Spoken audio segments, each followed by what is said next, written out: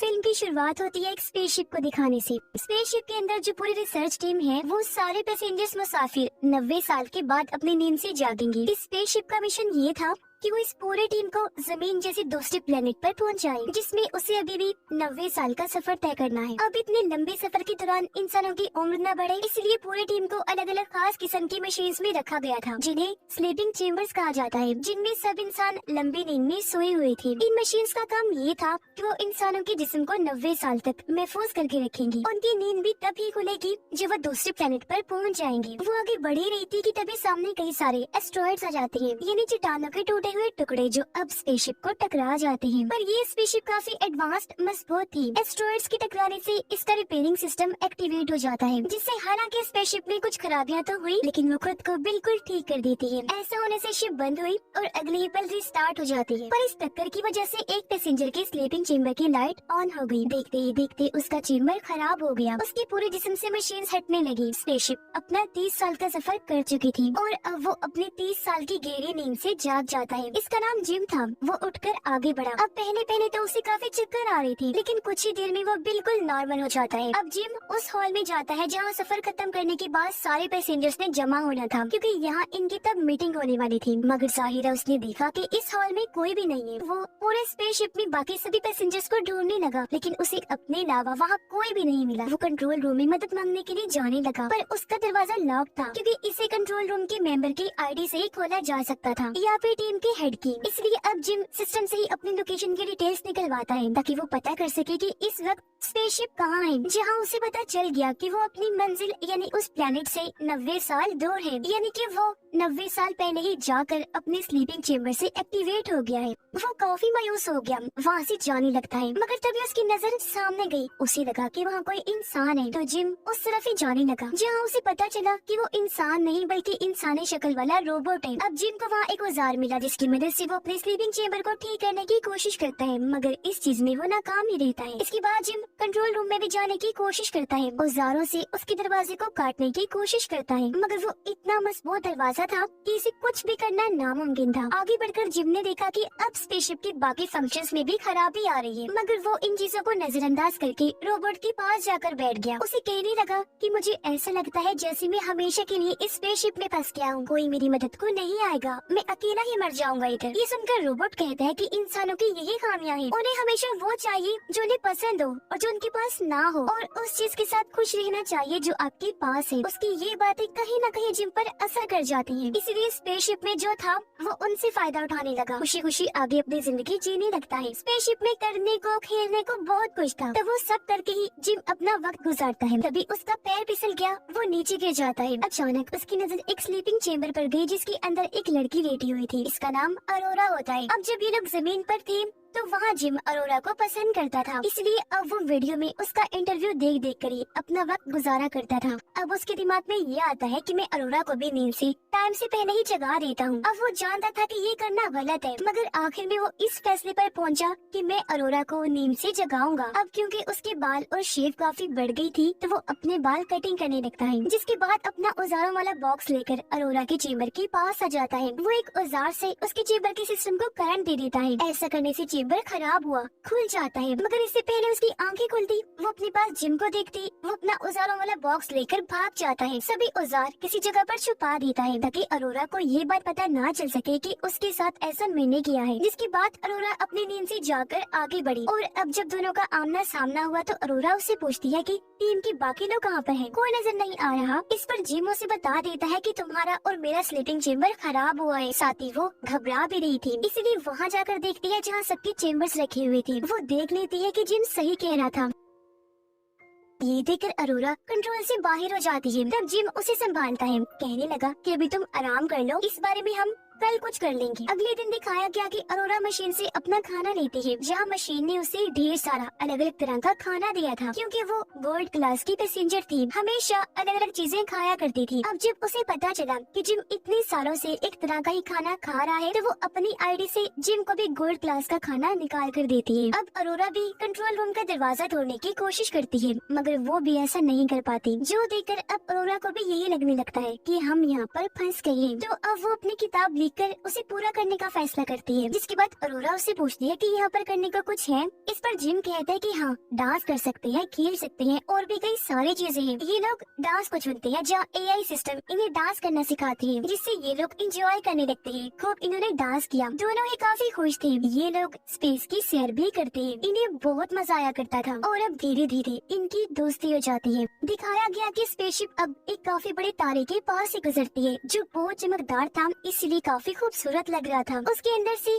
चिंगारियों जैसी आग निकलती है। अब अगले दिन अरोरा, जिम और रोबोट तीनों मिलकर अरोरा की बर्थडे मनाते हैं। यहाँ जिम उसे अंगूठी गिफ्ट करना चाहता था ताकि वो बता सके कि मैं तुम्हें पसंद करता हूँ, मगर बातों ही बातों में रोबोट के मुंह से ये निकल जाता है कि अरोरा, तुम्हें स्लीपिंग चेम्बर से जिम ने निकाला है, ना कि तुम्हारे चेम्बर में खराबी हुई थी। ये जानकर अरोरा काफी दुखी हो गई। वो बहुत ज्यादा रोने लगती है, क्योंकि जिस पर उसने सबसे ज्यादा भरोसा किया उसने उसे धोखा दिया था। वो जिम से इतना नाराज हो गई कि बात करना ही छोड़ देती है। उसे इतना गुस्सा आ रहा था कि एक रात जब वो सो रहा था तो अरोरा उसके पास आकर मुक्कों से उसे बहुत मारती है, फिर जान से मारने वाली थी, लेकिन किसी तरह खुद पर काबू पा लेती है। जिसके अगले दिन जिम ये कबूल कर लेता है कि हाँ, मुझसे गलती हुई, मैंने ही तुम्हें स्लीपिंग चेम्बर से जगाया था, मुझे माफ कर देना, क्योंकि इसके अलावा मेरे पास और कोई चारा नहीं था। एक साल अकेली रहने की वजह से मैं जैसे पागल हो गया था। लेकिन अब भी अरोरा उसकी एक नहीं सुनती, उस पर ही काफी चिल्लाने लगती है। अगले दिन जब वो लिफ्ट में था तो अचानक खराबी होने की वजह से लिफ्ट बंद हो जाती है। वो रुक गई तो अब जिम बाहर नहीं जा सकता था, तो अब हाथों की मदद से जैसे तैसे लिफ्ट को खोलकर वो बाहर आने लगता है। दूसरी तरफ जब अरोरा भी मशीन से खाना लेने जाती है तो मशीन में भी खराबी आ गई थी, क्योंकि वो बहुत सारा खाना अरोरा के ऊपर फेंक देती है। ये देख दोनों को कुछ समझ नहीं आ रही थी कि आखिर ये हो क्या रहा है। वो इस बारे में सोच रही थी कि तभी इन्हें किसी इंसान की आवाज आई। ये जब चेक करने आगे बढ़े तो देखते हैं कि इनकी टीम का हेड भी अपनी स्लीपिंग चेम्बर से जाग गया है। हेड को भी खराबी का पता चल गया था, इसलिए वो अपनी आईडी से कंट्रोल रूम का दरवाजा खोलकर अंदर जाता है ताकि चेक कर सके कि और कौन कौन सी खराबियां हैं, मगर उसे कुछ भी पता नहीं चल पाता। तो ये लोग फैसला करते हैं कि स्पेसशिप में होने वाली खराबियों को हम खुद ही चेक करेंगे। तीनों जब आगे बढ़े तो इन पर एक रोबोट गिर जाता है, मगर वो जमीन पर गिरकर टूट गया था। ये देखकर हेड बताता है कि ये 15वां रोबोट है जो खराब होकर टूट गया है। अब हेड अरोरा की स्लीपिंग चेम्बर को जाकर चेक करता है। उसे पता चल गया था कि इसे जिम ने खराब करके खोला है। हेड उसे कुछ भी नहीं कहता, क्योंकि उसे भी इस बात का पता था कि एक साल इंसान वाकई अकेला रहकर पागल हो सकता है। अब अचानक ही हेड की तबीयत खराब होने लगी। वो जब अपने कमरे में आया तो देखता है कि मेरे मुंह से खून आ रहा है। अब एक रात स्पेसशिप की लाइट अपने आप ही चली जाती है, जिस वजह से इस जगह की ग्रेविटी पूरी तरह से बंद हो गई थी। ग्रेविटी यानी जो किसी चीज या इंसान को जमीन पर रोके रखती है, और अब ऐसा होने से ये लोग हवा में उड़ने लगते हैं। अरोरा जो पूल में थी, लाइट बंद होने की वजह से एक काफी बड़े पानी के बबल में आकर फंस गई थी। वो बाहर नहीं निकल सकती थी, तो अंदर रहकर उसका दम घुटने लगा। उसकी हालत खराब होने लगी थी, पर इससे पहले उसकी जान चली जाती। स्पेसशिप रीस्टार्ट हो जाती है क्योंकि बिजली वापस आ गई थी। ऐसा होते ही अरोरा भी पुल से बाहर आ गई और जिम जो उड़ रहा था वापस अपने बेड पर आ जाता है। जिसके बाद ये तीनों खराबियां AI सिस्टम में देखने लगती है। ये पता चला कि शिप में तो बहुत सारे मसले हैं। अब ये लोग पावर सप्लाई वाले एरिया में आए थे जहाँ बिजली की पूरी स्टोरेज थी, पर यहाँ आकर हेड बेहोश हो जाता है। अब उसके जिस्म को जब पूरा स्कैन किया गया तो पता चला कि हेड को तो 612 बीमारियां हैं, जिस वजह से धीरे धीरे उसकी टिश्यूज खत्म हो रही है, यानी कुछ ही टाइम में वो मर जाएगा। अपने बारे में ये सब जानकर हेड बहुत ज्यादा दुखी हो गया। वो इन दोनों को अपने पास बिठाकर कहता है कि मेरी बात सुनो, मेरे बाद एक दूसरे का ख्याल रखना और प्यार से रहना। वो इन्हें अपनी आईडी भी दे देता है ताकि ये यहाँ पर रुककर कुछ भी कर सके, और बस इसी के साथ उस बेचारे की मौत हो जाती है। उसकी लाश को वहीं छोड़कर अरोरा और जिम शिप की खराबियों को ठीक करने के लिए आगे बढ़े, मगर तभी अचानक एक ऐसी खराबी आई कि ये दोनों और आसपास की हर चीज हवा में उड़ जाती है। रोबोट में भी ऐसी गड़बड़ी आ गई कि वो खुद को ही नुकसान पहुंचा रहा था, जो देखकर अरोरा जल्दी से उसके पास गई, उसके सिस्टम को ही बंद कर देती है। जिसके बाद वो दोनों एक बार फिर आगे बढ़ के स्पेसशिप के सारे हिस्सों को बदलने लगती है। ऐसा करने के बाद वो पावर सप्लाई रूम के बाहर आए। इन्होंने जैसे दरवाजा खोला तो अंदर एक काफी बड़ा सुराख था, जिसकी तरफ अगली दोनों खींचने लगते हैं, मगर ये खुद को कंट्रोल करके उस सुराख को बंद कर देती है। खुद को संभालने के बाद इन्होंने देखा कि शिप में उस जैसे और भी कई सारे सुराख हैं, और अब जब ये मेन पावर सप्लाई के सिस्टम के पास आई तो पता चला कि बिजली का पूरा सिस्टम खराब हो गया है। इसलिए वो जल्दी से सभी हिस्सों को बदलने लगती है, मगर खराबी की वजह से स्पेसशिप में हीट गर्मी इकट्ठा होने लगती है, जिसे बाहर निकालने के लिए इन्होंने लीवर खींचा, पर गेट खुलता ही नहीं। और अब अगर जल्दी हीट को बाहर ना निकाला गया तो यहाँ धमाका हो जाएगा। ये देखकर जिम अब खुद ही सूट पहनकर बाहर आया और उस तरफ जाने लगता है जहाँ से हीट को बाहर निकालना था। शिप के अंदर का टेम्परेचर काफी बढ़ गया था,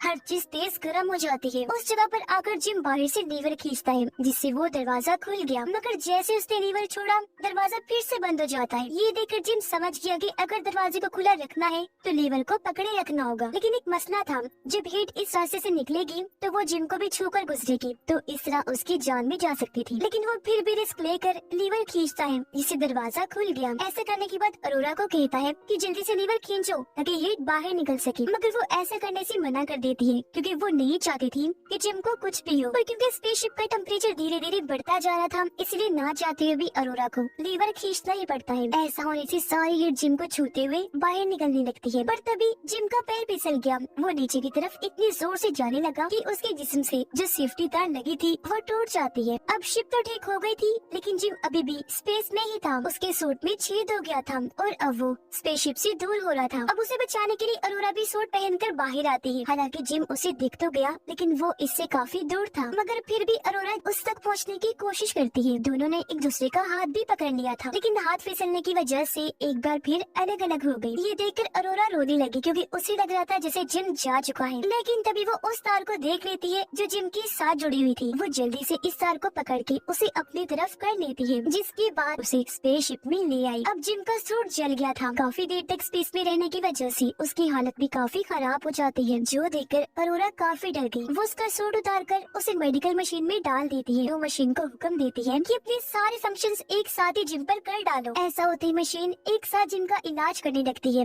मगर उसकी हालत में जरा भी बदलाव नहीं आता। मगर खुशकिस्मती से कुछ ही देर में जिम की आंखें खुल जाती हैं, जो देखकर अरोरा बहुत ज्यादा खुश हो जाती है। जिम की हालत बेहतर होते ही ये दोनों पूरे स्पेसशिप को ठीक कर देते हैं, जिसके बाद इज्जत के तौर पर हेड की लाश को कपड़े पहनाकर बैच लगाते हैं और उसे स्पेसशिप में छोड़ दिया जाता है। अब जिम को एक और स्लीपिंग चेम्बर मिलता है जो बिल्कुल ठीक था। उसमें इन दोनों में से कोई एक जाकर सो सकता था, इसलिए वो अरोरा को कहता है कि तुम वापस जाकर लेट जाओ, फिर 90 साल के बाद ही जागना, जहाँ तुम्हारी आंखें खुलने पर तुम्हारे सामने वो दूसरा प्लेनेट होगा। मगर अरोरा उसे ऐसा करने से मना कर देती है कि नहीं, मैं तुम्हें अकेला छोड़ के नहीं जाऊंगी, हम साथ मिलकर रहेंगे, जो भी अंजाम होगा मैं उसके लिए तैयार हूँ। ये कुछ और साल यहाँ गुजारते हैं, जहाँ एक दिन जिम अरोरा को वो अंगूठी दे ही देता है, जो पहनकर वो बहुत ज्यादा खुश हो जाती है। और अब इसके बाद हम सीधा पूरे 90 साल के बाद का वक्त देखते हैं, जहाँ वो स्पेसशिप आखिरकार उस प्लेनेट तक पहुँच गई थी, यानी अपनी मंजिल तक। ऐसा होते ही सभी मेंबर्स नींद से जाग जाते हैं, पर जब ये स्पेसशिप से उतरने लगी तो इन्होंने देखा कि पूरे स्पेसशिप में पेड़ पौधे उगे हुए हैं, जो अरोरा और जिम ने उगाए थे। पर क्योंकि इतने साल गुजर गए थे तो उनकी मौत हो गई थी, मगर उन्होंने काफी सारे अच्छे कामों में से ये भी किया कि स्पेसशिप को ठीक कर दिया। तभी ये लोग अपनी मंजिल तक पहुँच पाए। और इसी के साथ ये कहानी इधर ही खत्म हो जाती है।